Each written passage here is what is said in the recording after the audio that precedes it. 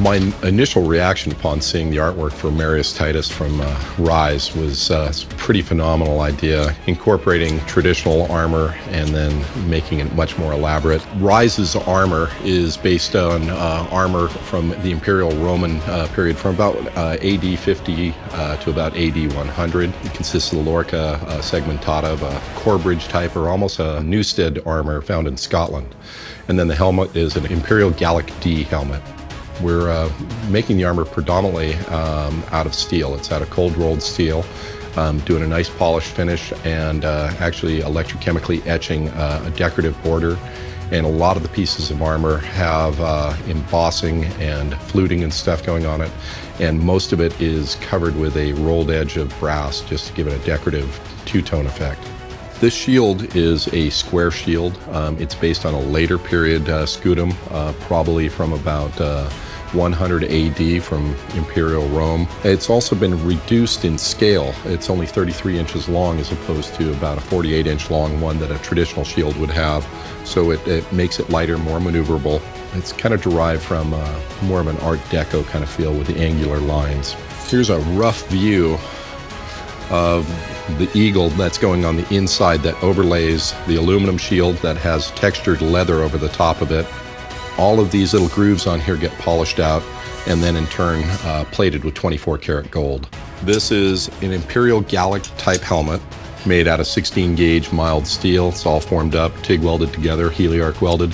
Here's the cheek pieces that have been polished up. This actually has a three-toned coloration. It's bands of black, bands of polished steel, and the brass. And then there's a crest, a bronze crest with all kinds of detail. It's kind of a Gothic arch motif, almost a Greek meander style. This is the lorca segmentata or lorca laminata, the articulated chest plate and shoulders. It's multiple plates. There's actually 12 plates that cover the torso and numerous plates that overlap over the shoulders. This allows a lot of flexibility and movement. This is one of the shoulder plates with the brass trim that's been polished. That'll sit up in here on the shoulder. The styling, which is these repeated arches coming through here, which is, you know, kind of a Gothic arch. This is a vambrace, which covers the forearm. There's also leather comes off of the front here. This is part of the Roman military belt, the cingulum militaris. So this all has all kinds of studding coming around it. This is gold leather. There's 5 panels on the front and 5 panels on the back with all kinds of decorative metalwork.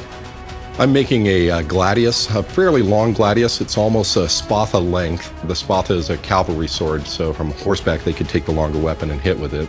The weapon I'm making for the video game is made out of an aluminum alloy for the blade with pierced out aluminum decorative kind of leaves on the top section. I've milled out the hilt out of a solid billet of brass. The grip is made out of canary wood. It's an interesting wood. And then we're cutting chevrons into it and setting brass into it. And then the pommel is a piece of steel that we've turned and ground to shape that'll have a brass disc in the center for the decorative element.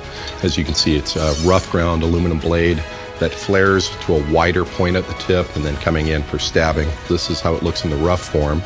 And this is actually used in the Legio 14 Gemini Legion. So this will be electrochemically etched down the blade right through here on both sides with those markings. The gladius sword is based on a Manser Fulham type sword, which is an earlier period sword with a wider kind of flaring tip. Made that sword almost the same length as the shield to give them more range when they're stabbing.